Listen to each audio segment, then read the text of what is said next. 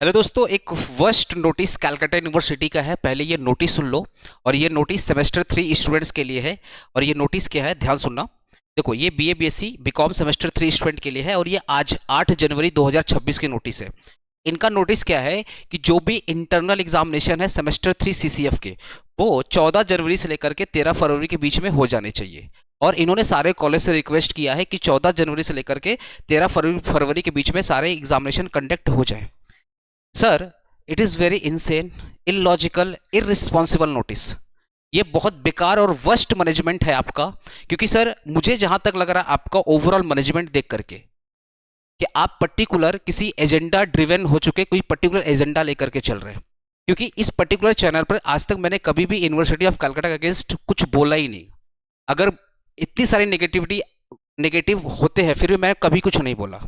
बहुत सारे चैनल पे वीडियोस है आपके अगेंस्ट, मैंने कभी नहीं बोला। बट आज आपने वो लिमिट क्रॉस कर दिया जो मुझे बोलना पड़ेगा और आवाज भी उठाना पड़ेगा।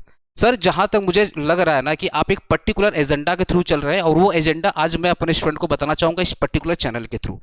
Because as a teacher student का दुख हमारे पास आता है और हमें देखा नहीं जाता है।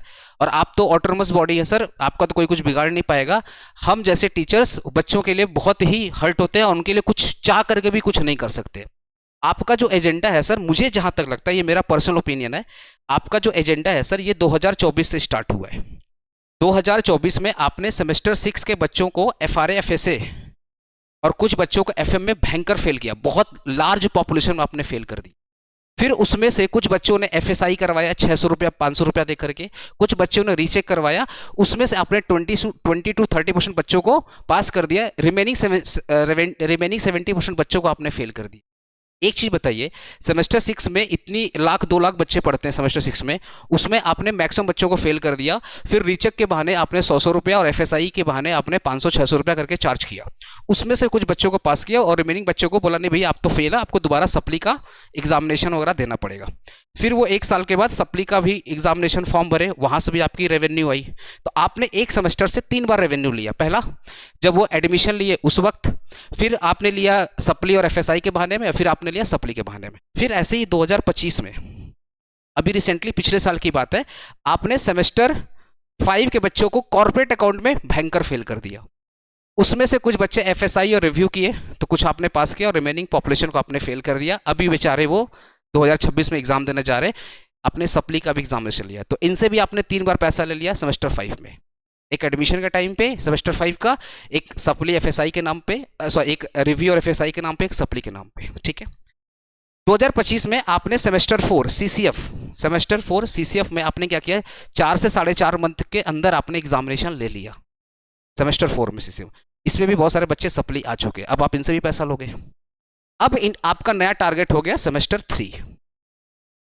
आपका जो नया टारगेट हो गया सेमेस्टर 3 सीसीएफ। अब आप बताइए, सेमेस्टर 3 सीसीएफ का नवंबर एंड में एग्जामिनेशन खत्म हुआ, कायदे से 1.5 मंथ भी नहीं हुआ है और आप इंटरनल एग्जामिनेशन की बात कर रहे हैं। इसमें भी फर्स्ट आपका न्यू ईयर का पार्टी बच्चे एंजॉय किए हैं, क्रिसमस भी एंजॉय किए हैं, फिर वो इतने महीने से पढ़ाई किए, उनका भी तो फैमिली टाइम, वो भी तो घूमेंगे एंजॉय करेंगे। 1.5 मंथ भी कायदे से नहीं हुआ और आप एग्जामिनेशन की बात करें। एक चीज़ बताइए, क्या आपके जो रिस्पेक्टेड कॉलेजेस है, जो रिस्पेक्टेड टीचर हैं, क्या विद इन 1.5 मंथ या 2 मंथ में क्या वो सिलेबस पूरा करवा देंगे इंटरनल एग्जामिनेशन के लायक? असल सिलेबस तो पूरा करा देंगे, बच्चे तो बच्चे हैं ना सर। क्या 2 मंथ के अंदर वो सिलेबस पढ़ करके समझ करके क्या एग्जामिनेशन देने के लिए रेडी हैं? उनका दुख आपको समझ में नहीं आता है? जो बच्चे, आपको पता है सर कॉलेज में कैसी पढ़ाई होती है और बच्चे खुद भी कॉम नहीं करना चाहते, लेकिन ये सब हरकत की वजह से बच्चे और भी कॉम नहीं करेंगे और ना कभी सजेस्ट करेंगे। ऐसी इंडिया के एजुकेशन सिस्टम बहुत खराब हो चुकी है और ऐसे वर्स्ट मैनेजमेंट होंगे तो बच्चे तो और डिमोटिवेटेड हो जाएंगे, कौन भी कॉम करना चाहेगा।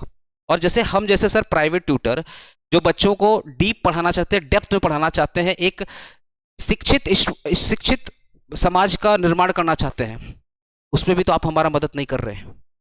अब एज ए 4 महीने 3 महीने अगर आप 6 महीने का सिलेबस का एग्जाम लेंगे तो हम लोग भी तो क्या सर डीप चाहकर भी डीप नहीं पढ़ा पाएंगे। जो नॉलेज बच्चे डिजर्व करते वो हम दे ही नहीं पाएंगे। सर एटलीस्ट अगर आपका मैनेजमेंट नहीं हो रहा है तो आप आके पब्लिकली एक्सेप्ट करिए और माफी मांग रहे, भाई हमसे नहीं हो रहा, अब कोर्ट को समझ लीजिए, कोर्ट आपसे बेटर मैनेजमेंट कर देगा। नहीं होगा सर, बच्चे कर सकते हैं, कोई तो करे होगा इस कलकत्ता यूनिवर्सिटी में जो मैनेजमेंट संभाल सकता है। तो जिनको भी ये रिस्पॉन्सिबिलिटी दी जा रही है वो नहीं, उनसे नहीं हो रहा, ना तो वो अकाउंटेबल है ना वो रिस्पॉन्सिबल है। तो अपनी जिम्मेदारी छोड़े भाई और ऐसे लोगों को सौंपे जो अच्छे से करे, क्योंकि Calcutta university one of the oldest university in the Asia, not in India, in the Asia. At least उसका सम्मान तो करो। इंडियन एजुकेशन सिस्टम की ऐसी बुराई चल रही है और आप उसका बुराई करने में और मदद कर रहे हैं। सर मुझे जहां तक लग रहा है आपका ये जो ऑर्डर चल रहा है ना, ये जो डिसेंडिंग ऑर्डर चल रहा है, पहले सेमेस्टर 6, फिर सेमेस्टर 5, फिर सेमेस्टर 4, फिर सेमेस्टर 3, अब मुझे जहां तक लग रहा है आपका जो अगला टारगेट होगा वो सेमेस्टर 2 के बच्चों का होगा, फिर उसके बाद सेमेस्टर 1 के बच्चों का होगा।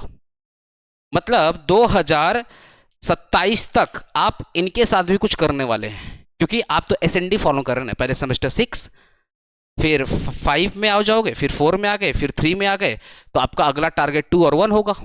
और एक बार जब ये वाला टारगेट आपका पूरा हो जाएगा तो फिर आप यहां से, मुझे जहां तक लगता है, फिर आप यहां से स्टार्ट करोगे, फिर आप अपना टारगेट यहां से स्टार्ट करोगे। मतलब पहले आप बच्चों के साथ डिसेंडिंग खेलेंगे, फिर बोलेंगे बच्चों चलो असेंडिंग क्या होता है, अब तुमको हम असेंडिंग बताते हैं, फिर आप यहां से असेंडिंग खेलना स्टार्ट करेंगे। तो सर ये कितना दिन, ये खेला वाला जो चलेगा कितना दिन होगा सर? दीदी बोलती खेला हुआ तो समझ में आता है। सर आप कौन सा खेला हुआ वाला काम कर रहे हैं?